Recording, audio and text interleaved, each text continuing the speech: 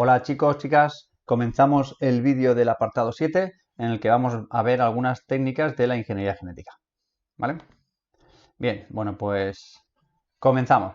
Vale, hasta ahora hemos estado hablando que el ADN se puede manipular, ¿vale? Y hemos visto incluso algunas de las aplicaciones que podemos utilizar, ¿vale? O que podemos llevar a cabo con esta manipulación. Lo que no hemos explicado es exactamente cómo se produce. Bueno, lo primero que os quiero comentar es que estas técnicas que os voy a explicar ahora, podríamos decir que son técnicas clásicas. Aunque la ingeniería genética nos pueda parecer como una disciplina como súper moderna, bueno, pues dentro de que sí que es verdad que es moderna comparada con otras, pero ya estas técnicas que os explico, aunque entiendo que se puedan seguir utilizando, ya no es lo puntero, ¿vale? Que tenemos. Pero bueno, es importante conocerlas. Vale, entonces un segundo que conecte el ratón, porque si no, no puedo mover la pantalla. Vale, ahora sí. Bien, entonces, ¿cuáles son las herramientas que vamos a estudiar? Bueno, pues vamos a estudiar las enzimas de restricción, las ligasas y los vectores de transferencia. ¿Vale? Primero os voy a explicar un poco para qué sirve cada una, después os explico el procedimiento y a continuación, si la técnica me lo permite, os voy a poner una pequeña animación. ¿Vale? Bueno, en principio, enzimas de restricción. Una enzima de restricción, para que nos hagamos una idea, es una proteína que puede cortar ADN, ¿vale? Como si fuera una tijera, ¿de acuerdo? Entonces, ¿qué es lo que tiene de especial esta proteína que puede cortar ADN? Bueno, pues que tenemos un montón de ellas diseñadas para poder cortar ADN, digamos, utilizando una secuencia que nosotros conocemos como secuencia Diana. Es decir, que si, como aquí nos pone, se conocen más de 400 tipos de estas proteínas, lo que sucede en la realidad es que tú puedes coger la enzima de restricción que tú quieras y esa enzima te va a permitir cortar el ADN por un trozo en concreto, ¿vale? Porque esa enzima va a reconocer una determinada secuencia de nucleótidos y va a cortar justo por ahí, ¿vale? Bien, la mayoría de las enzimas de restricción que utilizamos en ingeniería genética provienen de bacterias, es decir, no son proteínas que hemos fabricado nosotros en el laboratorio, sino que son proteínas que ya existían de manera natural en ciertos organismos y que nosotros ahora sí las utilizamos, las fabricamos en laboratorio, pero copiando las que ya existían de manera natural, ¿vale? Entonces, en un experimento de ingeniería genética utilizaremos una enzima de restricción o utilizaremos otra diferente en función del tipo de corte que queramos hacer al ADN, ¿vale? Bueno, porque dentro de los tipos de cortes hay varios que no vamos a entrar ahora en eso, ¿ok? Bueno, pues se supone que ya hemos cortado un trocito de ADN, en medio querremos poner el trozo que a nosotros nos interesa y claro, una vez que ya introduzcamos el trozo de ADN deseado, ¿vale? El que queríamos utilizar para hacer ese individuo transgénico, claro, vamos a necesitar que el trozo nuevo de ADN con el trozo viejo se unan, ¿vale? Y se peguen. Para eso vamos a utilizar otras enzimas que se llaman las ADN ligasas. Estas enzimas lo que hacen es unir fragmentos de ADN. ¿Cómo? Pues lo que realizan estas enzimas es que restablecen los enlaces fosfodiéster que se habían roto, ¿vale? La enzima de restricción lo que hace es romper, cortar esos enlaces fosfodiéster y la enzima ligasa lo que hace es justo lo contrario, restablecer nuevamente esos enlaces fosfodiéster. Os recuerdo que los enlaces fosfodiéster eran los que se producían entre el grupo fosfato de un nucleótido, ¿vale? Y la pentosa del siguiente nucleótido, ¿vale? Esa línea que nos salía en el libro, ese es el enlace fosfodiéster, ¿vale? Con lo cual ya tenemos dos herramientas, una la que nos permite cortar ADN y otra la que nos permite pegarlo. Bien, la siguiente herramienta sería el vector de transferencia. Un vector de transferencia va a ser una molécula de ADN que tiene una cierta autonomía para reproducirse, para replicarse de manera autónoma, ¿vale? Es decir, independientemente del organismo en el que esté incluido ese vector de transferencia, él se va a replicar de manera independiente. Dentro de los vectores de transferencia, los más conocidos son los plásmidos bacterianos.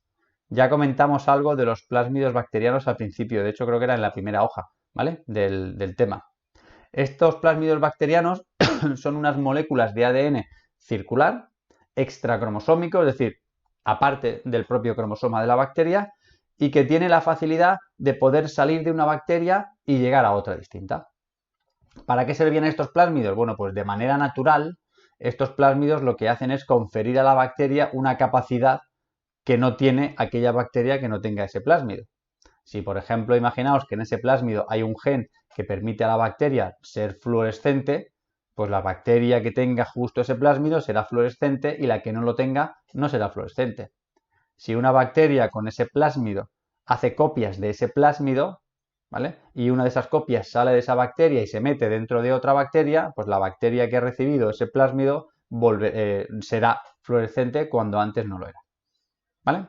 Bueno, pues nosotros también vamos a utilizar esos plásmidos para poder introducir ADN en un organismo en concreto. Finalmente, bueno, aquí nos dice que también se utiliza a veces como vectores de transferencia el ADN de ciertos virus, ¿vale? Pero bueno, sí que es verdad que el de los plásmidos es más común, era más común en la ingeniería genética clásica, ¿vale? Que es la que estamos contando ahora. Vale, entre las técnicas utilizadas en ingeniería genética y que son, digamos, las que más destacan, serían la obtención de ADN recombinante y después la reacción en cadena de la polimerasa o PCR. ¿Vale? Bien, tecnología del ADN recombinante. Por definición, un ADN recombinante es aquel que tiene un fragmento original y un fragmento exógeno, ¿vale? Es decir, un fragmento añadido a posteriori. ¿Cuáles serían las etapas? Os explico estas viñetas que tenemos aquí y después a continuación os pongo una pequeña animación que básicamente nos cuenta lo mismo. Vale, en primer lugar, identificamos y localizamos el gen deseado, ¿vale? Imaginaos que nosotros queremos coger el gen que fabrica la insulina, ¿vale? Bien, pues encontramos el cromosoma donde está ese gen y lo cortamos. ¿Cómo vamos a cortar ese gen? Pues en este caso utilizando enzimas de restricción. ¿Qué enzima de restricción vamos a utilizar?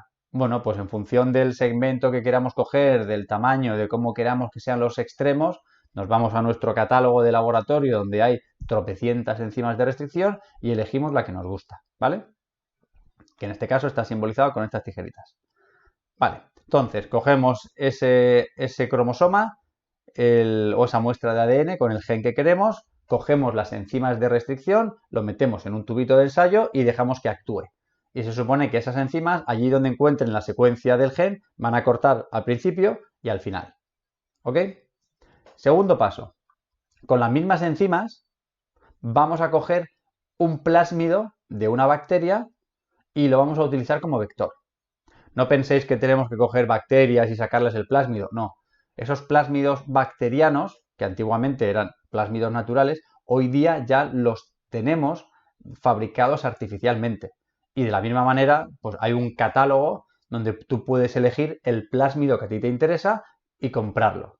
Ese plásmido te va a venir liofilizado, como si fuera una especie de polvillo, ¿vale? Que tendrás que tratar con agua o con los reactivos que tengas que añadir y entonces tendrás una solución líquida donde sabemos que hay un montón de esos plásmidos. Bueno, pues una vez que tenemos esos plásmidos, le añadimos la misma enzima de restricción que habíamos añadido antes a la muestra de ADN y lo dejamos actuar. ¿Vale? ¿Qué es lo que va a hacer esa enzima de restricción? Cortar el plásmido por una zona en concreto, con lo cual nuestra molécula, que antes era el plásmido que era circular, ahora tiene un corte y está abierta. ¿Vale? Tercer paso. Unimos ambas muestras. Unimos el ADN que hemos cortado por dos sitios y el plásmido que hemos cortado por uno. ¿Ok? Con lo cual, ¿qué es lo que va a suceder? Que ese fragmento de ADN que hemos cortado se va a unir con los fragmentos que han quedado al cortar el plásmido. ¿Por qué? Porque al utilizar las mismas tijeras, esos fragmentos van a encajar el uno con el otro. ¿Vale? De esta manera tendremos ya una molécula de ADN recombinado o recombinante. ¿Vale? Es decir, tenemos un plásmido en el cual hemos introducido este segmento que estoy señalando yo aquí, que es de otro color, que sería la molécula que lo va a hacer recombinante.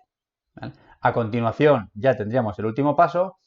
Este plásmido se pone en contacto en un medio de cultivo con una célula, perdonad, con una célula huésped, normalmente con una bacteria. ¿Y qué es lo que pasa? Que cuando un plásmido entra en una bacteria, como es una molécula que es básicamente autónoma, pues va a empezar a replicarse, ¿vale? Es decir, dentro de la bacteria se irán formando copias de plásmido y cada vez que la bacteria se divida, las bacterias hijas van a heredar también esos plásmidos. Aquella bacteria que tiene ese plásmido fabricará lo que haya en ese plásmido. En este caso es el gen que nosotros hemos utilizado y que como ejemplo he puesto que era el gen de la insulina. Con lo cual, todas estas bacterias que veis aquí, mientras tengan condiciones y tengan alimento, van a estar expresando la información genética de este fragmento que hemos añadido. Es decir, van a estar fabricando insulina. Con lo cual estaremos utilizando bacterias para fabricar insulina humana porque les hemos introducido un plásmido que tenía el fragmento de ADN que es el gen de la insulina humana. ¿Vale? El quinto paso, bueno, es el que ya os he contado. La molécula se va a replicar y cuando estas células se dividen, las células hijas van a aportar el ADN recombinado. ¿Vale? Bueno, pues ahora, si la tecnología me lo permite, os pongo una pequeña animación donde nos lo cuenta precisamente. ¿Vale? Bien. Vale, tecnología del ADN recombinante, como veis. Entonces, tenemos nuestro plásmido de ADN y nuestro trozo de ADN de interés. El plásmido sería el bacteriano y el trozo de ADN el gen de la insulina. ¿Vale? Se corta el plásmido y metemos el trocito de ADN. Tendríamos ya una molécula de ADN recombinante. Vale, ahora vamos a ver cómo se hace. Vale, cogemos el plásmido. ¿Veis? Ahí tenemos la molécula de ADN circular de doble cadena. Y entonces ahora lo que vamos a hacer es añadir la enzima de restricción que hemos comentado. La enzima de restricción podéis ver que aparece como esa molécula de color verde. ¿Ok? ¿Dónde corta? En el sitio de restricción, como podéis ver ahí abajo, ¿vale? Pone restriction site. Y corta de una cierta manera. En este caso corta con unos extremos que se llaman extremos cohesivos, o en inglés extremos que se pegan, ¿vale? Sticky end. Ya tenemos nuestro plásmido abierto. Ahora metemos el ADN de interés. Ese ADN, el gen de la insulina, por ejemplo, lo hemos cortado con las mismas tijeras, con la misma enzima de restricción. De manera que los extremos se van a poder pegar. A continuación añadimos la enzima ligasa, que lo que hace es restablecer esos enlaces fosfodiéster, de forma que ya tenemos nuestro plásmido recombinante. ¿Vale? Plásmido bacteriano con el gen de la insulina. ¿Qué hacemos a continuación? Bueno, pues a continuación lo que vamos a hacer es lo que os he comentado. Lo vamos a meter dentro de una bacteria. Vamos a utilizar una bacteria para poder copiar ese ADN de interés. ¿Ok? Entonces vemos cómo metemos la molécula de ADN en el plásmido empieza a replicarse porque él es autónomo y en cuanto la bacteria se divide, pues la bacteria hija también lleva plásmidos. Siempre que la bacteria esté en cultivo, pues vamos a tener nuestra bacteria reproduciéndose, cada bacteria hija tendrá ese plásmido y por lo tanto cada bacteria hija fabricará el gen, bueno, o la proteína del gen que le hemos introducido. ¿Vale? De esta manera tenemos de forma muy barata y muy eficiente un montón de insulina 100% compatible con el ser humano, pues precisamente porque es insulina fabricada con un gen humano. ¿Vale? Bueno, pues vamos a volver nuevamente al libro, ¿vale? Que lo tenemos por aquí y pasamos página. Bien, lo siguiente sería la reacción en cadena de la polimerasa, ¿vale? Otra técnica, no tiene nada que ver con la de antes. Antes, cuando explicaba la reacción en cadena de la polimerasa, pues básicamente ponía como ejemplo las escenas de los crímenes, ¿no? Se ha descubierto un cadáver, no sabemos quién ha sido el asesino o la asesina, pero hemos encontrado una muestra de ADN. Y vamos a comparar esa muestra de ADN con la de 4 sospechosos a ver quién es. ¿Vale? Bueno, pues ahí, por ejemplo, se utilizaba la PCR. Ahora, la PCR en la actualidad, pues desde el tema del COVID, se ha puesto muy conocida porque se ha utilizado como prueba diagnóstica. ¿Vale? Bueno, pues vamos a ver qué es y para qué sirve la PCR. Vale. Se llama PCR porque son las siglas en inglés de Polymerase Chain Reaction, ¿vale? Reacción en cadena de la polimerasa. En castellano podría ser RCP, pero como RCP son las siglas de reanimación cardiopulmonar, pues entiendo que han preferido dejarlo con las siglas en inglés, aunque después lo digamos en castellano. Bien, esta técnica lo que es básicamente es una fotocopia. Nos permite generar muchas copias de ADN idénticas a partir de un fragmento de ADN. ¿Vale? Es decir, yo puedo tener un fragmento de ADN y lo quiero analizar, pero resulta que la muestra es tan pequeña que no tendría ADN suficiente para realizar varias pruebas. A lo mejor en cuanto hiciera una prueba se habría agotado y ya no tendría más. ¿Vale? Entonces, aquí lo que hacemos es, a partir de un pequeño fragmento de ADN, pues obtener muchísimas copias de ese fragmento. ¿Para qué? Pues para tener tanta cantidad de ADN que me permita realizar varias pruebas diagnósticas o simplemente que el instrumento de medida lo pueda captar. Es decir, imaginaos que tenemos una máquina que nos permite leer la secuencia de ADN, ¿vale? Esa máquina se llama secuenciador, pero esa máquina, ese secuenciador necesita una mínima cantidad de ADN para poder funcionar. Si lo que nosotros hemos encontrado está por debajo, aunque lo metamos en el secuenciador, no vamos a obtener esa secuencia, no vamos a tener el resultado. ¿Vale? Entonces aquí lo que queremos es aumentar la cantidad de ADN, es decir, hacer copias. ¿Ok? ¿Qué es lo que vamos a necesitar para poder hacer una PCR o una reacción en cadena de la polimerasa? Pues primero, el fragmento de ADN que yo quiero copiar, ¿vale? La muestra que yo he conseguido. Dos, la molécula que fabrica ADN, que en este caso es la DNA polimerasa, ¿vale? 3. Una molécula que se llama cebador o primer en inglés y que es la que nos va a servir, la que le va a indicar a la polimerasa por dónde tienen que empezar a trabajar. Y 4, la máquina que hace todo esto, ¿vale? Que se llama termociclador. ¿Ok? Bueno, y lógicamente 5, se me ha olvidado, nucleótidos. Si añadimos todo esto pero no metemos nucleótidos de adenina, citosina, etcétera, etcétera, lógicamente no vamos a fabricar ADN, ¿vale? Así que añadimos los nucleótidos. Bueno, ¿cómo funciona la cosa? Os lo cuento primero por aquí y después vemos la animación que es muy gráfica. Vale. Primero, lo que necesitamos es coger esa muestra de ADN y separar las dos cadenas. ¿Vale? ¿Cómo separamos las dos cadenas? Pues cuando se producía la replicación había una enzima, ¿vale? La helicasa, que rompía los puentes de hidrógeno. Pero aquí lo vamos a hacer de una manera más rápida, que es con calor. ¿Vale? Se sabe que cuando el ADN se calienta por encima de los 90 grados, los puentes de hidrógeno que unían a las bases nitrogenadas se rompen y por lo tanto esa forma que tenemos de doble hélice desaparece porque las dos cadenas se separan. ¿Vale? El problema es que si yo caliento el ADN a 90 grados, la polimerasa nuestra, la polimerasa humana, se destruye.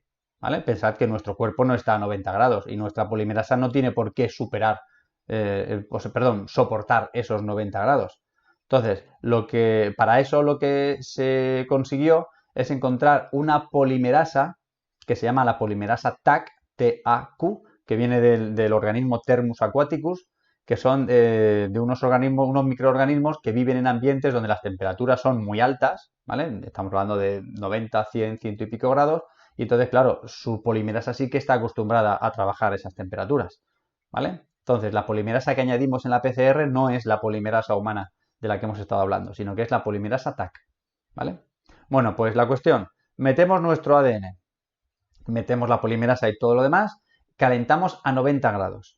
Al calentar a 90 grados, las cadenas de ADN se rompen. Y se separan, mejor dicho. Y cada una de esas cadenas va a servir de molde para fabricar la complementaria. ¿Vale? Ese sería el paso 1. Paso 2. Bueno, no sé si lo he dicho. Al hecho de que la molécula de ADN se separe en dos cadenas simples, a eso se le llama desnaturalización del ADN. ¿Vale? Lo he visto aquí en negrita y no me acordaba si lo había comentado o no. Paso 2. Gracias al cebador que hemos metido, ¿vale? ¿Qué es lo que va a pasar? Que ese cebador se va a unir a uno de los fragmentos, a un extremo de cada uno de los fragmentos del ADN que se acaba de separar, ¿vale? Uno en un extremo y el otro en la otra cadena, pero en el opuesto. Recordad que las cadenas eran antiparalelas. Bueno, pues ese cebador a lo que nos ayuda es a que la DNA polimerasa se pueda unir a él y pueda comenzar a fabricar, ¿vale? Entonces, estaríamos en el paso 2. El cebador se une a la cadena, disminuimos la temperatura porque si la mantuviéramos a 90 grados no se podrían añadir los nucleótidos, ¿vale? Se volverían a separar. Entonces bajamos la temperatura un poquito y entonces llega la DNA polimerasa y va añadiendo a partir del cebador pues esos nucleótidos deseados. ¿Ok? Cuando termina esta etapa, ¿qué es lo que tenemos? Que por cada molécula de ADN que se ha separado, ahora tenemos 2. ¿De acuerdo? ¿Qué hacemos a continuación? Repetimos el ciclo. Volvemos, como pone aquí en el 3, volvemos a subir la temperatura, cada una de esas 2 se separan y ya tenemos 4 trozos y entonces a partir de esos 4 trozos se formarán, ¿vale?, otras 4 moléculas de ADN. Y entonces en cada ciclo vamos duplicando la cantidad de ADN. ¿Vale? Una vez que hemos obtenido estas cadenas de ADN, el fragmento resultante es el que ya podemos utilizar o para hacer lo que hemos dicho antes de la tecnología recombinante, lo del plásmido, o para hacer una prueba diagnóstica, ¿vale? O para lo que sea. En principio, los usos que habla el libro para los que se puede utilizar esta tecnología de la PCR son los siguientes. Primero, aplicaciones a estudios evolutivos. Imaginaos que nos encontramos un resto de un homínido en una cueva que tiene no sé cuántos mil años y queremos ver el parentesco que tiene con nosotros. Bueno, si tenemos suerte que ha estado bien conservado y que en el hueso podemos encontrar en la médula una pequeña cantidad de ADN, pues entonces lo que vamos a hacer es coger esa pequeñísima cantidad de ADN, amplificarla por PCR, es decir, generar montones y montones de copias, ¿de acuerdo? Y una vez que hemos generado muchas copias, entonces ya vamos a hacer una serie de pruebas para comparar esas secuencias con la secuencia del humano actual y entonces ver, pues más o menos, cuál es el nivel de similitud, ¿vale? Esa sería una que se podría hacer. Otra, identificación de microorganismos. Esta es la que se utiliza con la prueba del COVID. Tomamos una muestra de una persona, ¿vale? En este caso, con el hisopo este que se ve que se introduce por la nariz, esa muestra se amplifica y lo que estamos buscando es ADN del virus. Una vez que hemos amplificado mucho ese ADN, entonces utilizamos otra prueba diagnóstica para ver si ese ADN es efectivamente el del virus. ¿Que sale que sí? Pues PCR positiva. ¿Que sale que no? PCR negativa. ¿Vale? 3. Determinación de huellas genéticas. Esta es la que os he comentado que es la que antes llamaba más la atención. Pues ha habido un crimen, tenemos varios sospechosos y una muestra de ADN. Cogemos esa muestra que es muy pequeñita, que a veces es un pelo, ¿vale? Bueno, pues cogemos esa muestra, sacamos el ADN, lo amplificamos, creamos muchas copias y una vez que ya tenemos muchas copias, pues vamos a comparar con la de los sospechosos, ¿vale? O también, por ejemplo, para pruebas de paternidad, ¿vale? Quiero saber si mi hijo es hijo mío o ha llegado un no sé quién y dice que ese hijo es mío y que quiere que yo le pase una pensión y no sé qué, no sé cuántos. Y yo sé que ese hijo no es mío. ¿Cómo lo averiguamos? Muestra de ADN suya, muestra de ADN mía, las amplificamos, las comparamos y si se parecen, pues sí, y si no, pues no. ¿Vale? Y después, por último, para también identificación de enfermedades. Que mi padre tiene una enfermedad genética que es hereditaria y quiero saber si yo la tengo. Bueno, como sé que esa enfermedad está en un determinado gen de un determinado cromosoma, pues vamos a coger una pequeña muestra, ¿vale?, de la persona que quiere saberlo, cogemos ese trocito, lo amplificamos y lo analizamos. ¿Que es como la de mi padre? Pues sí, yo también la he heredado. ¿Que no es? Pues entonces me he escapado, ¿vale? Bueno, pues estos son los usos de la PCR, ¿vale? Os voy a poner ahora a continuación lo que os he comentado, una pequeña animación que si no pasa nada, pues vale. Pues aquí tenemos la animación. La PCR es la técnica que nos permite hacer fotocopias del ADN, ¿vale? Vosotros podéis darle pause para leer el texto. Al final lo que nos permite la PCR, pues eso, es amplificar, ¿vale? Se llama amplificar. Bueno, en este caso lo que nos indica o el ejemplo que pone es para los estudios evolutivos, ¿vale? Donde tenemos una muestra, la amplificamos y podemos investigar, ¿vale? Pues el parecido de una muestra de homínido con la actual. Eso que veis es la máquina, es el termociclador, ¿vale? Es donde va a suceder todo el proceso. Antiguamente eran pequeñitos, pero hoy ya, eran muy grandes y caros y ahora son más pequeñitos y más baratos.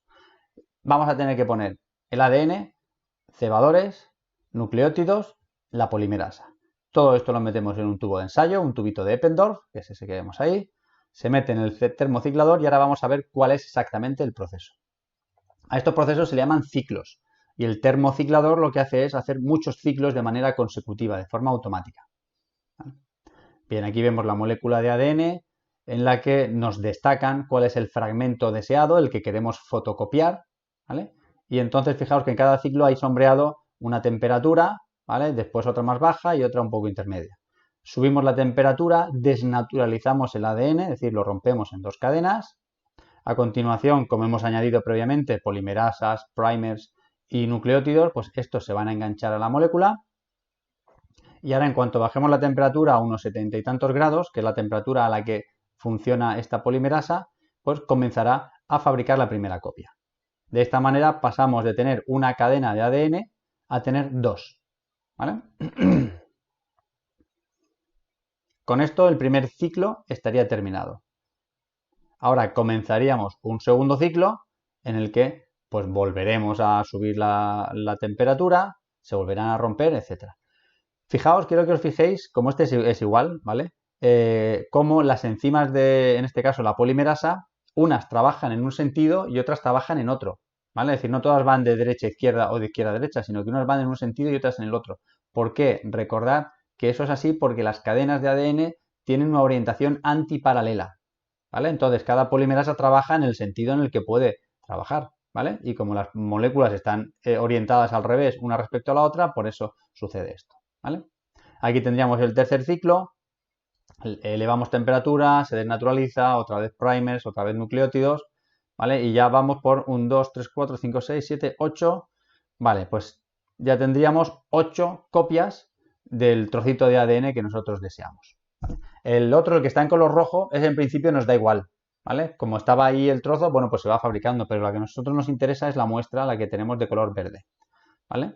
En un cuarto ciclo ya tendríamos 8 copias, ¿vale? Y ahora lo que vamos a ver es cómo evolucionaría esto con el tiempo. El termociclador, mientras tenga ingredientes y tú lo dejes conectado, él va a seguir haciendo copias de esa molécula de ADN, ¿vale? Entonces, fijaos como en el ciclo 15, 16, 17 han pasado ya 2 horas, 3 horas. Bueno, cuando llegamos a unas 4 horas, tenemos ya, fijaos qué cantidad de copias del ADN. Tenemos 1073 millones, ¿vale?, de moléculas de ADN.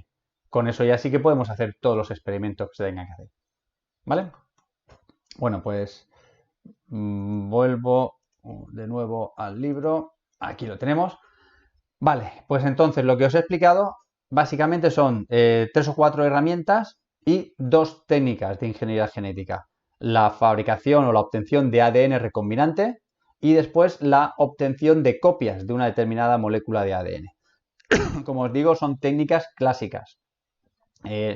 Hoy día entiendo que en algún estudio se sigan utilizando, pero de unos años hacia aquí han surgido técnicas mucho más novedosas y entre ellas destaca una técnica que es la que se llama técnica de CRISPR-Cas. Es una técnica que sirve para ¿cómo lo diría? Sirve para hacer que estos estudios que antes llevaban mucho tiempo, ahora se puedan hacer de una manera mucho más rápida, ¿vale? Nos permite reconocer una secuencia de ADN y modificarla, ¿vale? Como reescribirla, por decirlo de alguna manera.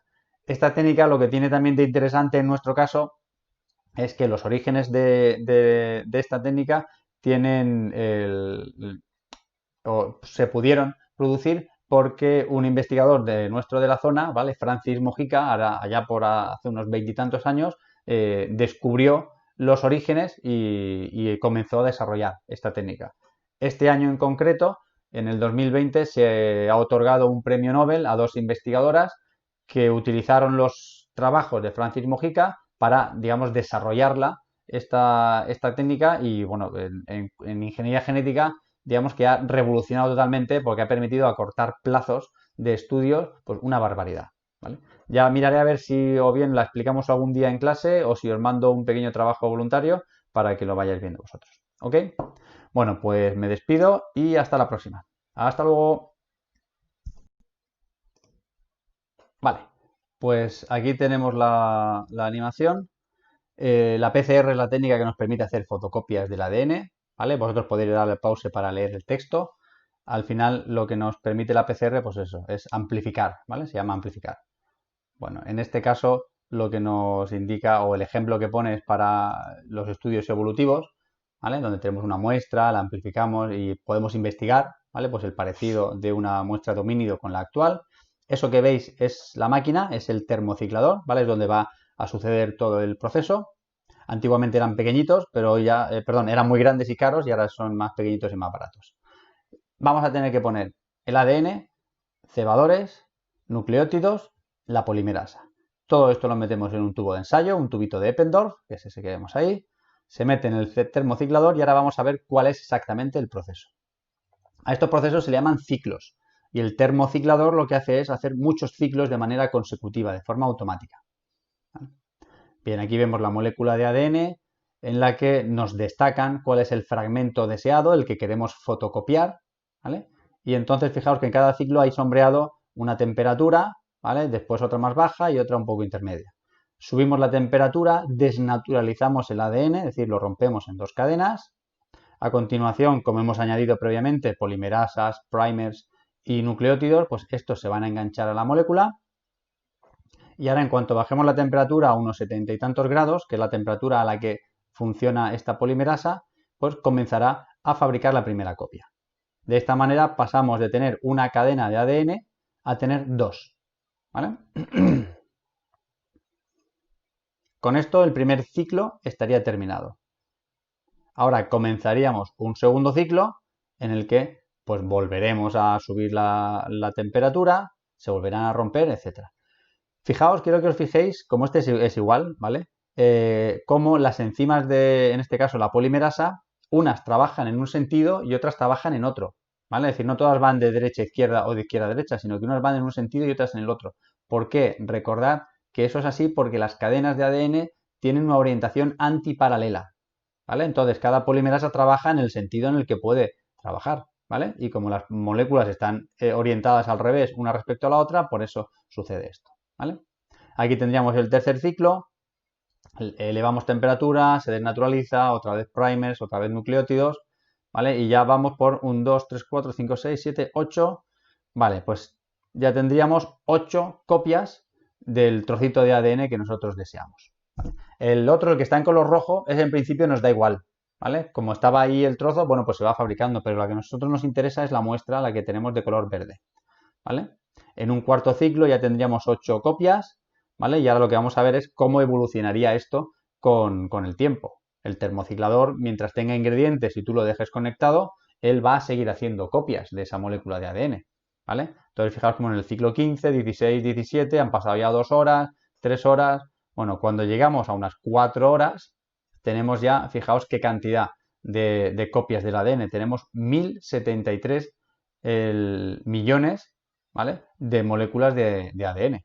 Con eso ya sí que podemos hacer todos los experimentos que se tengan que hacer, ¿vale? Bueno, pues vuelvo de nuevo al libro. Aquí lo tenemos. Vale, pues entonces lo que os he explicado básicamente son 3 o 4 herramientas y 2 técnicas de ingeniería genética. La fabricación o la obtención de ADN recombinante y después la obtención de copias de una determinada molécula de ADN. Como os digo, son técnicas clásicas. Hoy día entiendo que en algún estudio se sigan utilizando, pero de unos años hacia aquí han surgido técnicas mucho más novedosas y entre ellas destaca una técnica que es la que se llama técnica de CRISPR-Cas. Es una técnica que sirve para ¿cómo lo diría?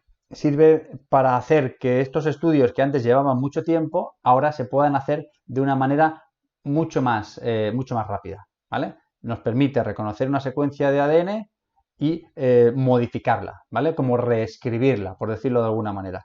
Esta técnica lo que tiene también de interesante en nuestro caso es que los orígenes de esta técnica tienen o se pudieron producir porque un investigador de nuestro de la zona, ¿vale? Francis Mojica, allá por hace unos veintitantos años, descubrió los orígenes y comenzó a desarrollar esta técnica.